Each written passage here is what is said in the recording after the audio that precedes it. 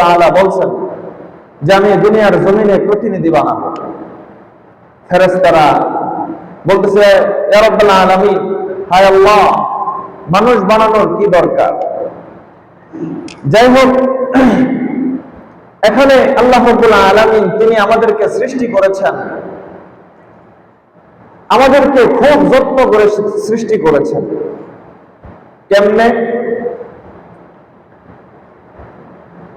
আল্লাহ রাব্বুল আলামিন বলেন, ইয়া আইয়ুহাল ইনসানু মা গাররাকা বিরাব্বিকাল কারীম আল্লাযী খালাকাকা ফাসাওয়াকা ফাআদালাক ফি আইয়ি সূরাতিন মা শাআ রাক্কাবাক।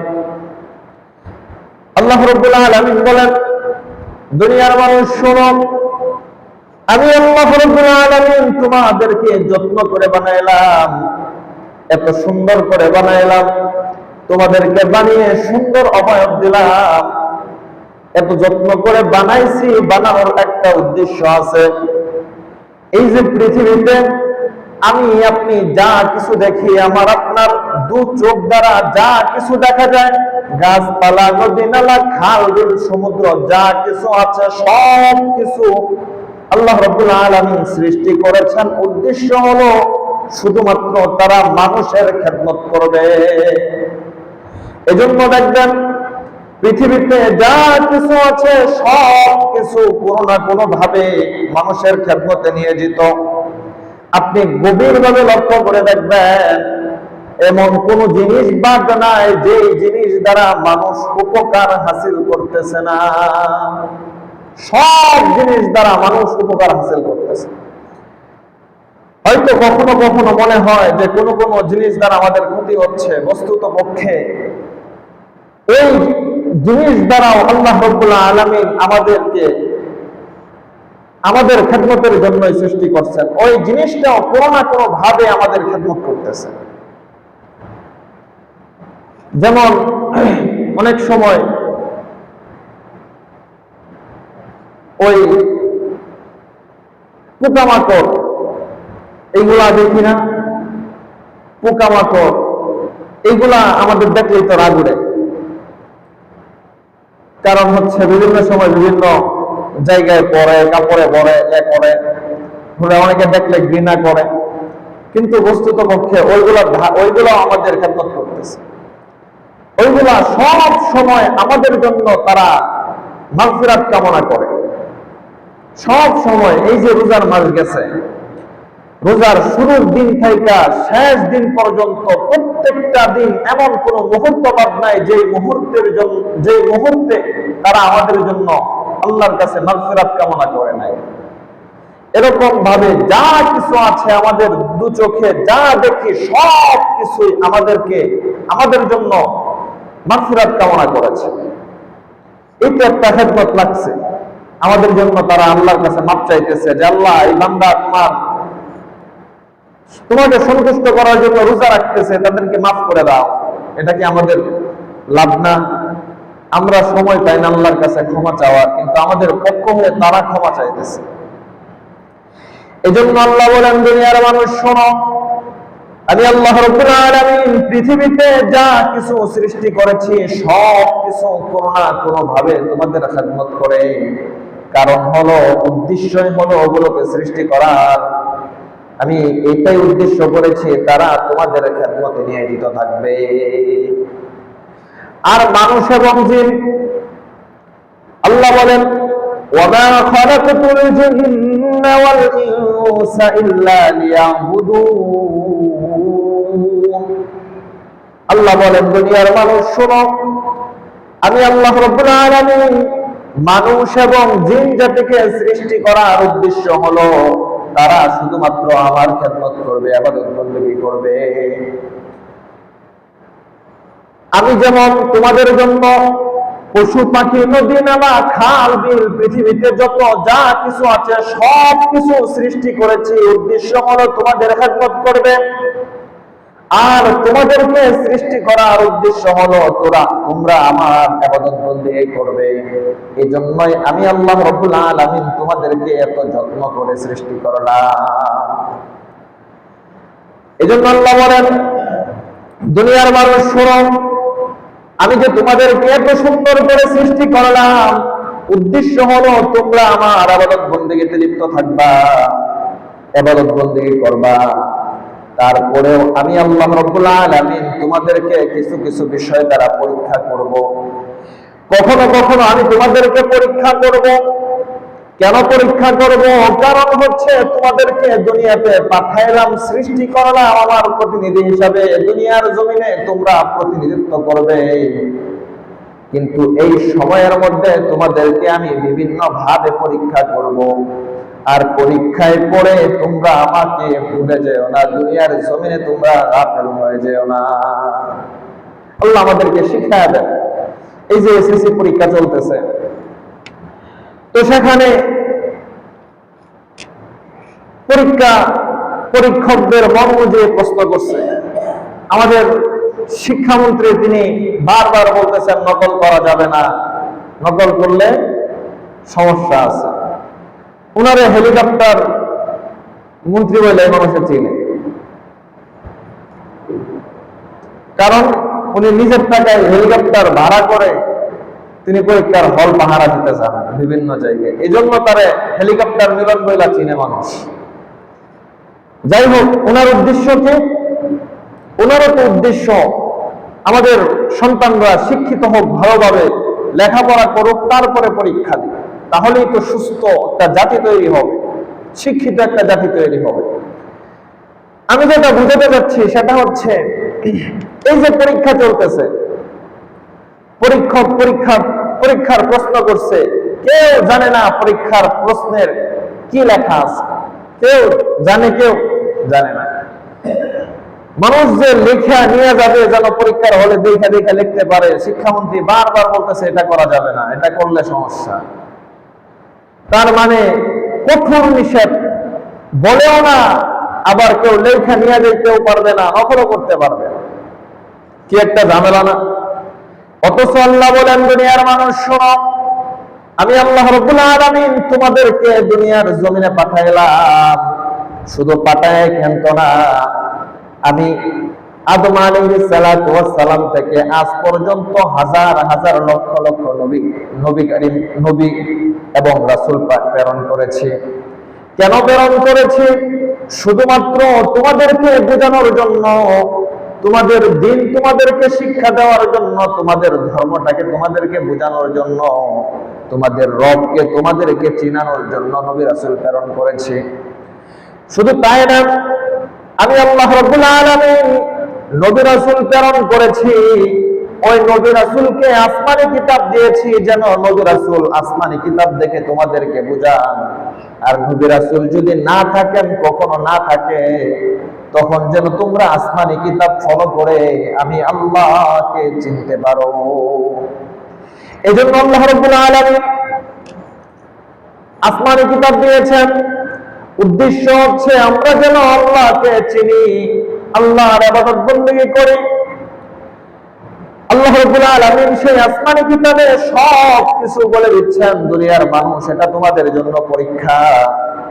এই যে দুনিয়ার জমিনে তোমাদেরকে প্রেরণ করলাম, প্রেরণ করার উদ্দেশ্যই হলো তোমাদেরকে পরীক্ষা করা।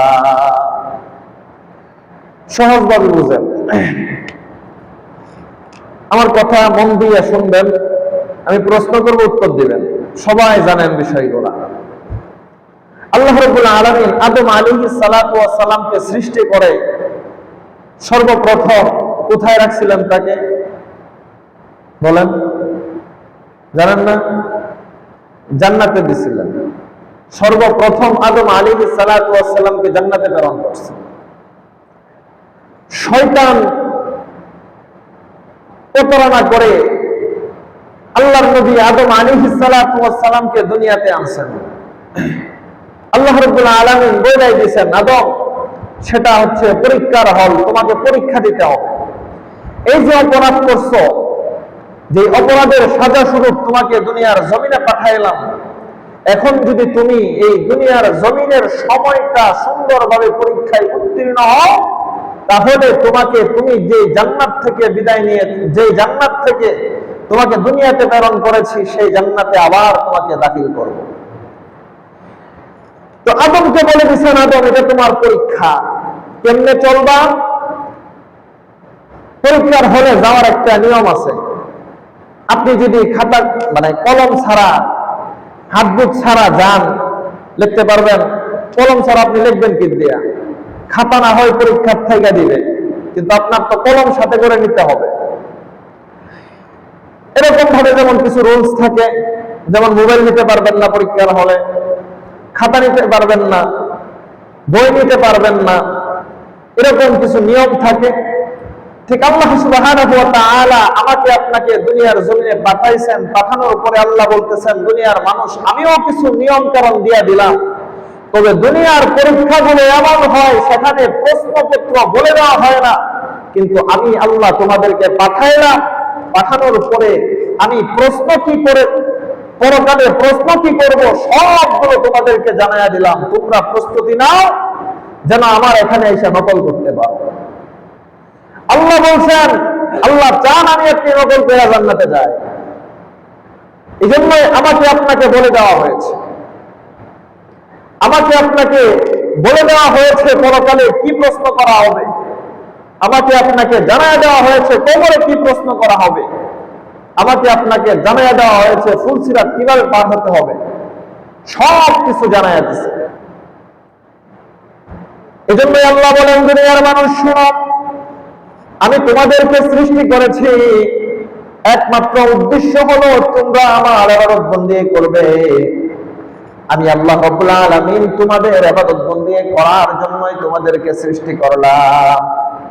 তবে শুনে রাখো, আমি তোমাদেরকে যে দুনিয়ার জমিনে প্রেরণ করলাম, যে জান্নাত থেকে, আমার উদ্দেশ্য তোমরা সবাই যেন সেই জান্নাতে আসতে পারো, তার জন্য একটা পরীক্ষা দিতে হবে। সেই পরীক্ষাটা হলো দুনিয়ার জমিনে অবস্থান করা।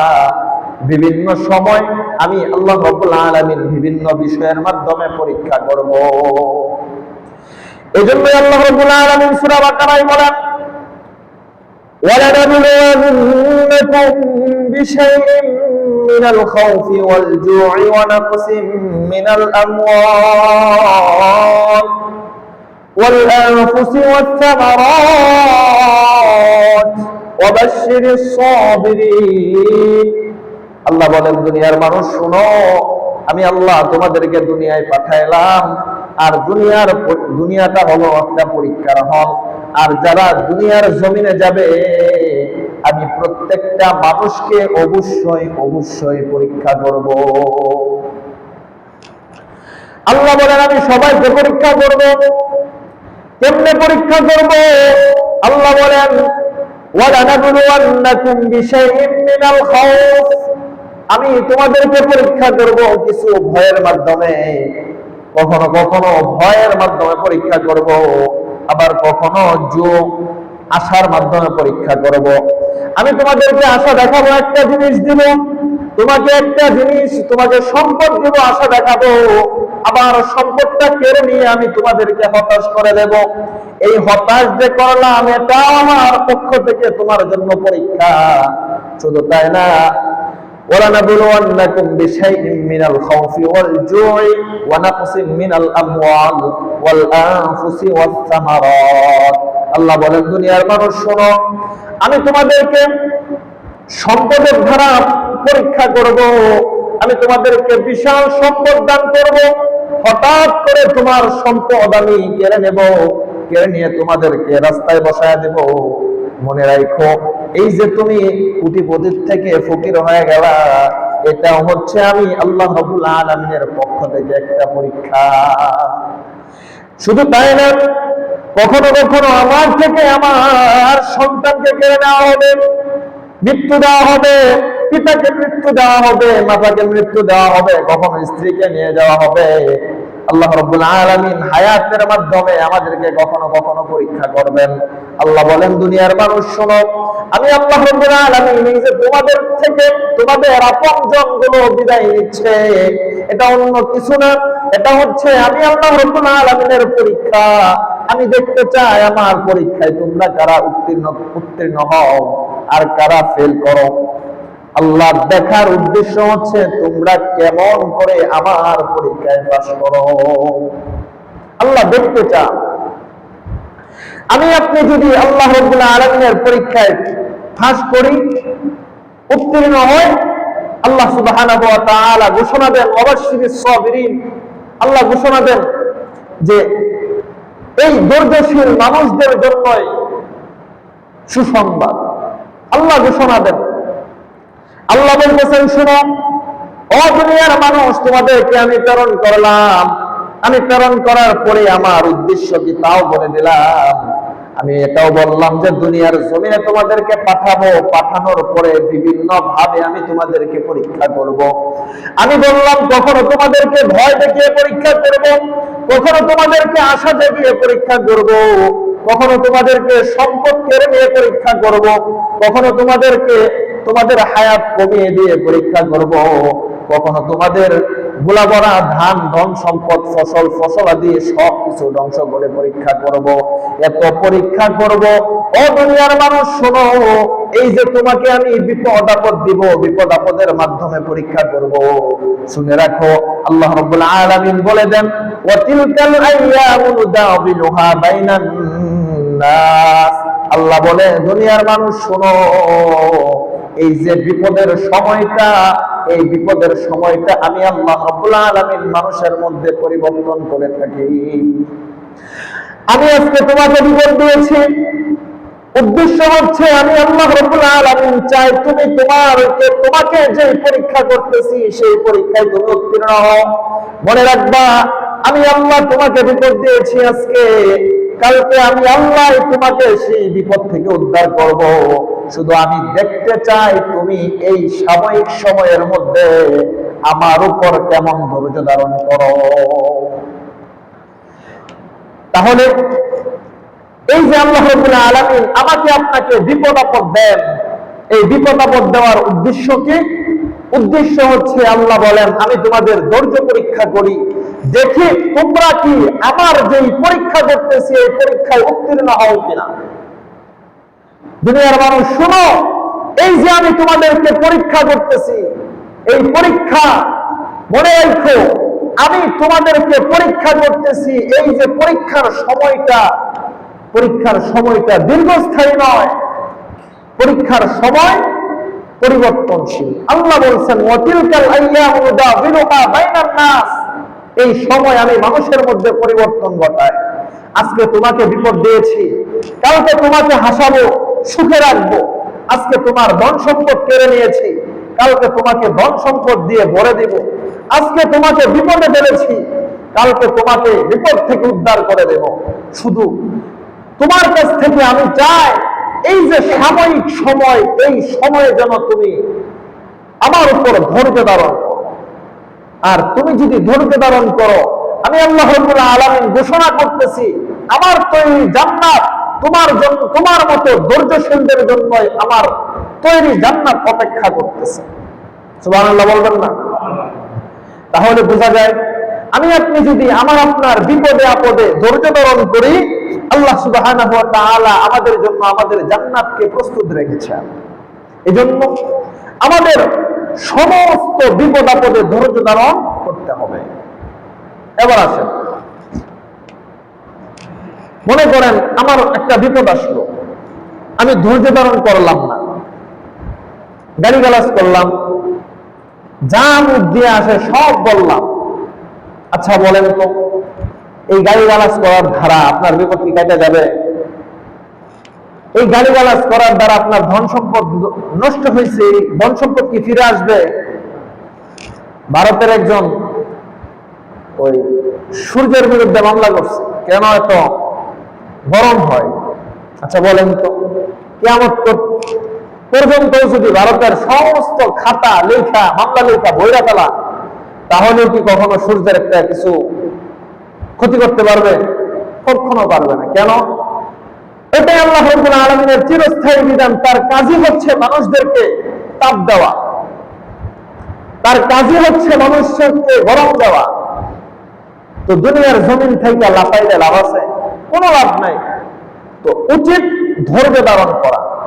ঠিক তেমনি আমরাও যদি আমার আপনার বিপদে হাজার অভিযোগ করি, হাজার বারো বলি যে হাই আমাকেই কি আল্লাহ দেখলো, আর কি দুনিয়াতে কোনো মানুষ ছিল না, এরকম হাজার অভিযোগও যদি করি, তাহলেও কি আমার আপনার কাছ থেকে বিপদ দূর হবে? কখনো হবে না। কেন হবে না? কারণ হচ্ছে আল্লাহ বলছেন, দুনিয়ার মানুষ, আমি তো তোমাকে পরীক্ষা করতেছি, আমার পরীক্ষায় তুমি উত্তীর্ণ হও, আমি সেটা চাই। এই পরীক্ষা করার উদ্দেশ্য কি? আল্লাহ বলেন, পরীক্ষা করার উদ্দেশ্য হলো, আরে মিয়া, আমি যে তোমাকে জান্নাত থেকে পাঠাইলাম, সেই জান্নাত তো প্রতিদিন আমি সুসজ্জিত করতেছি। কেন করতেছি? যেন তুমি সেই জান্নাতে আসতে পারো। এখন তুমি যদি পরীক্ষায় উত্তীর্ণ না হও, তাহলে আমি সেই জান্নাতটা তোমাকে দিব কি করে? কথা বুঝেন?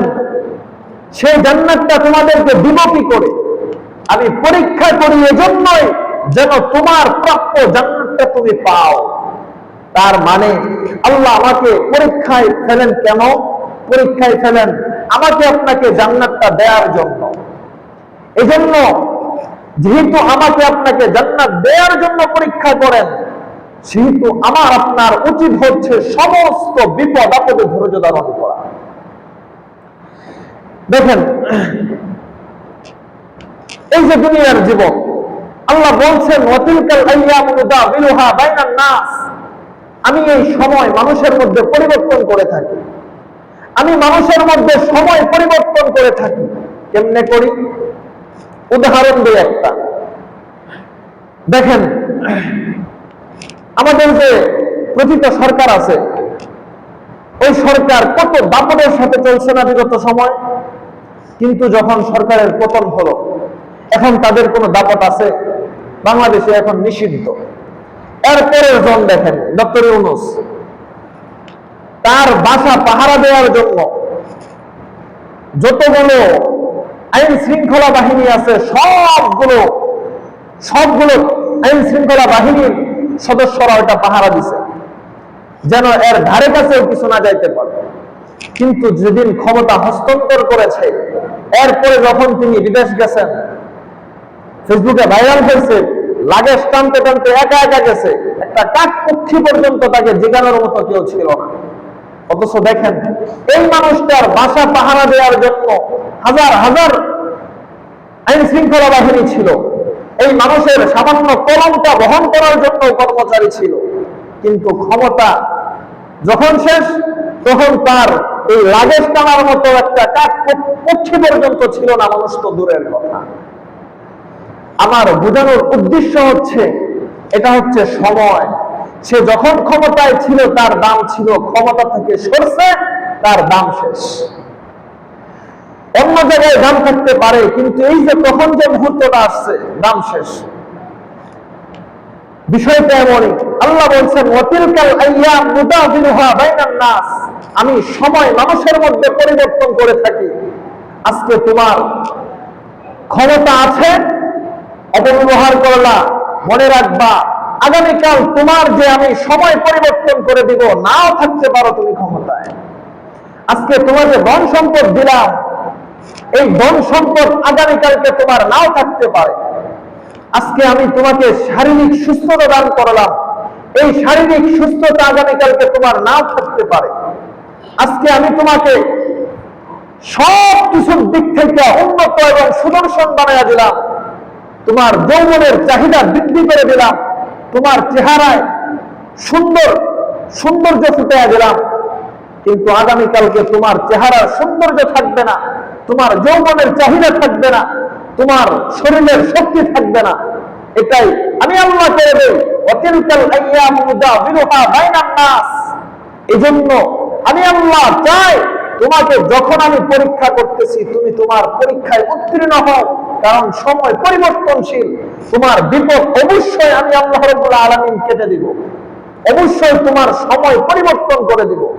শুধু আমি চাই তোমাকে আমি যে পরীক্ষা করতেছি, সেই পরীক্ষায় উত্তীর্ণ হও। আল্লাহ রাব্বুল আলামিন আমাকে আপনাকে সব দিক থেকে সহযোগিতা করতেছেন, যেন আমি আপনি পরীক্ষায় পাস করি। কেমনে সহযোগিতা করতেছেন? আল্লাহ বলছেন, আমি প্রশ্ন করব কবরে। কি প্রশ্ন করব? তাও বলে দিচ্ছেন, মার রব্বুকা, মান দীনুকা, মান নবিয়ুকা। আমি এই তিনটা প্রশ্ন কবরে করব। আমি তোমাকে হাসরের ময়দানে সব পরীক্ষা করব। সর্বপ্রথম পরীক্ষা করব নামাজের ব্যাপারে। বলছেন না, কোরআনে আছে না, সব কিছু আল্লাহ জানাইয়া দিচ্ছেন। আল্লাহ বলতেছেন আমি এইগুলা প্রকাশ করলাম, কেন করলাম? করার কারণ হচ্ছে আমি চাই তুমি ফাঁস করো, আমি চাই তুমি দুনিয়ার জমিন থেকে নকল করে আসো, তুমি দুনিয়ার জমিন থেকে সবকিছু শিখে তারপরে আসো। আল্লাহ চায় এটা। কেন চায়? চাই এই জন্যই যেন আমাকে আপনাকে জান্নাত দিতে পারে, আমি আপনি জান্নাতটা পাই। কারণ জান্নাতটা আমার আপনার জন্যই আল্লাহ সৃষ্টি করছেন। অথচ আমি আপনি, আমাকে আপনাকে বলে দেওয়া হয়েছে আমাকে আপনাকে জান্নাত দিবে আল্লাহ তাআলা, কিন্তু জান্নাতের চাবি হচ্ছে নামাজ। জান্নাতের যে দরজা খুলবো চাবি লাগবে না।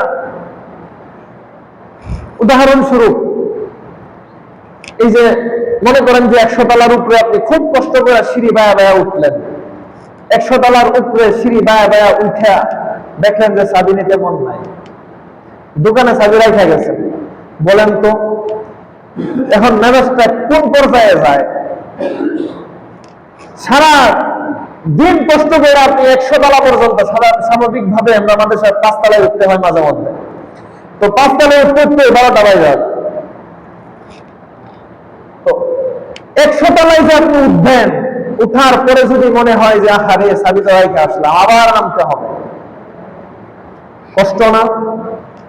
আপনি আপনার দুনিয়ার জমিনে সমস্ত কষ্ট করলেন, অভাব অনটল সবকিছু মোকাবেলা করলে জীবন পার করলেন, আপনার শারীরিক দুর্বলতা কাটিয়ে আপনি আপনার জীবন শেষ করে পরকালে গেলেন, আপনার স্ত্রী সন্তান সমস্ত নানান পেরেশানি সবকিছু সহ্য করে আপনি মৃত্যুবরণ করে পরকালে গেলেন। যাওয়ার পরে যদি আপনার জান্নাতের চাবি নিতে মন না থাকে, আপনি জান্নাতে ঢুকবেন কি করে? আল্লাহ তো বইলা দিছে দুনিয়ার মানুষ জান্নাতের চাবি তো হইছে নামাজ। মিশকাত শরীফের হাদিস, জান্নাতের চাবি হচ্ছে নামাজ।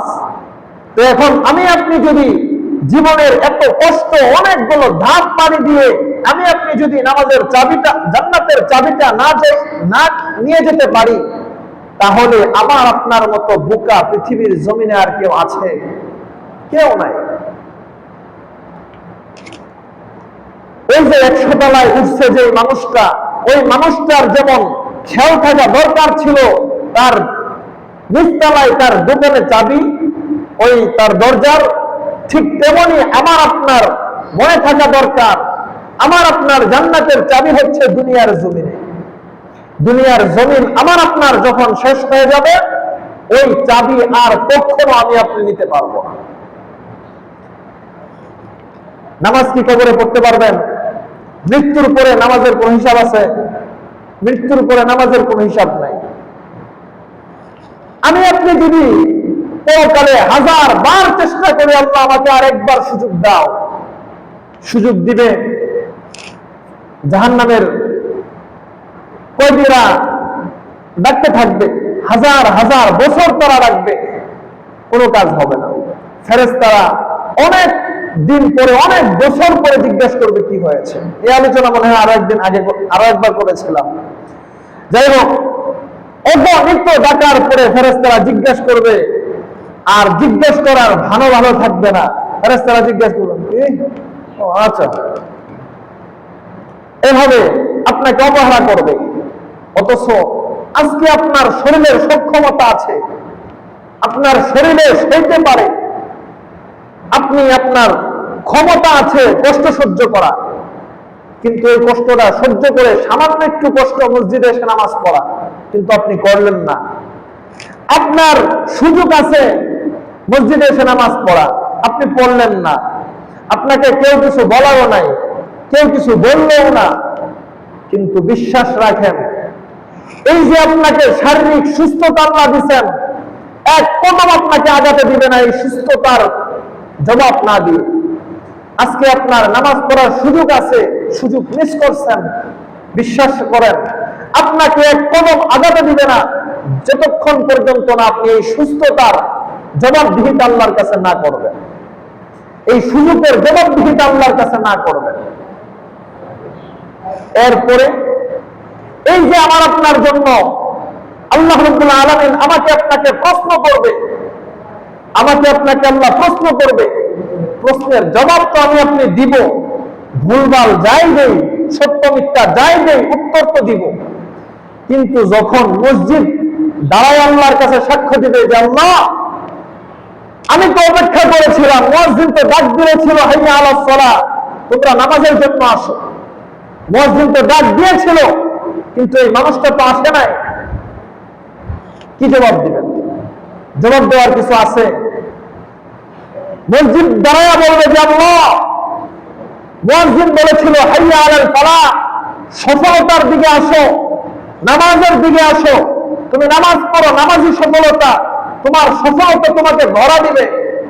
কিন্তু মানুষগুলো নামাজে আসে নাই, মসজিদটা খালি ফাঁকা ছিল, আমি হাহাকার করেছি, কিন্তু মানুষ আমার কাছে আসে নাই। আল্লাহ, আজকে আমি সাক্ষী দিচ্ছি, এই মানুষগুলো যেমন দুনিয়ার জমিনে সফলতার পিছনে দৌড়াইছিল, আজকে তাদের সফলতাকে, তাদের সফলতা, তাদের উপার্জিত সম্পদকে আজকে সাপ বানায়া তাদের গাড়ে ঝুলায়া দাও। সুবহানাল্লাহ, নাউজুবিল্লাহ বলেন। আমার আপনার এই যে আমি আপনি যেটাকে সফলতা মনে করতেছি, সেটা কিয়ামতের ময়দানে আমার আপনার ঘাড়ে সাপ বানায়া ঝুলিয়ে দেওয়া হবে। আমাকে আপনাকে, আমার আপনার সম্পদ গ্রাস করে ফেলবে। কল্পনা করা যায়? আমি আপনি খুবই সহজভাবে, তার কি ব্যাপার, নামাজের সময় হয়েছে, আচ্ছা ঠিক আছে পরে নামাজ পড়েন, এই যে পরে পড়বেন, পরে আর পড়া হইল না। কিন্তু মসজিদ তো আপনার ব্যাপারে তার ডাইরেক্টে মামলা করে দিছে। আপনি ভাবতেছেন আমাকে তো বলার কেউ নাই, সমস্যা নাই, আরেকটু বয়স হোক পরে পড়বো, কিন্তু পরে পড়বেন, মসজিদ তো আপনার ব্যাপারে মামলা একটা করে দিছে। আমি আপনি এখনো চিন্তা করতে পারি না, আমার আপনার চিন্তা আসে না। কেন আসে না? কারণ আমার আপনার শরীরে শক্তি আছে এই জন্য। কিন্তু আল্লাহ বলে দিছে ওয়াতিলকাল আইয়ামু নুদাবিলুহা বাইনান নাস, আপনার আমার মনে রাখা দরকার। আল্লাহ বলছেন সময় পরিবর্তনশীল।